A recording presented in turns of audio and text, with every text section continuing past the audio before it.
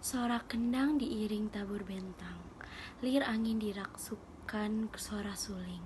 Rengganis eta sebutan kuring, kagelisan kuring dipuja-puji, panguasa lalaki eta has kuring.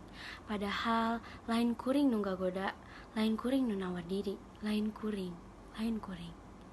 Haleuwangna sinden, petikan kacapi ditutur ku salendang nungi ketiri. Kuring nari nuturkeun irama, kuring nari sebab eta nu diresep ku kuring.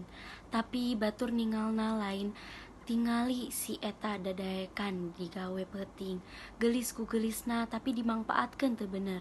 Kitu cek batur, tapi manehna teu apal, kuring jiga kieu sengsara.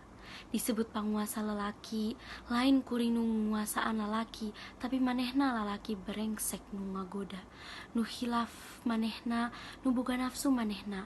Kuring ngan saukur nari sabab nari karesep kuring. Kuring lahir di dieu, kuring tinggal di dieu, tapi kuring diasingkeun di dieu. Baheula ti leuletik kuring dirojong ku bapa kuring miluan nari disanggar. Napi ka kuring bisa ayeuna berdiri sorangan. Bapak kuring oge nu ngenalkeun panggung ka kuring, tapi ayeuna bapak kuring teu aku kuring anakna. Kuring diasingkeun di imah kuring sorangan. Unggal balik manggung kuring diantep, teu jiga baheula nu disambut ditanyaan. Di imah sorangan padahal, tapi kuring ngarasa kuring tamu. Kuring teh jalma nungan saukur numpang di imah batur. Batur teu apal kuring sengsara, batur apal kuring foya-foya ku ngeunahna kahirupan kuring. Kuring beunghar, kuring gelis, kuring boga imah gedong, tapi eta lain kakayaan uring. Kuring ngarasa miskin sabab kuring teu boga asih nu kuduna urang menangkeun.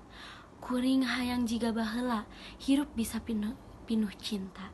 Jiga baheula kuring diaku, diurus jiga budak sejen. Kuring capek hirup jiga kieu, tapi ieu karesep kuring anu moal mungkin ditinggalkeun ku kuring.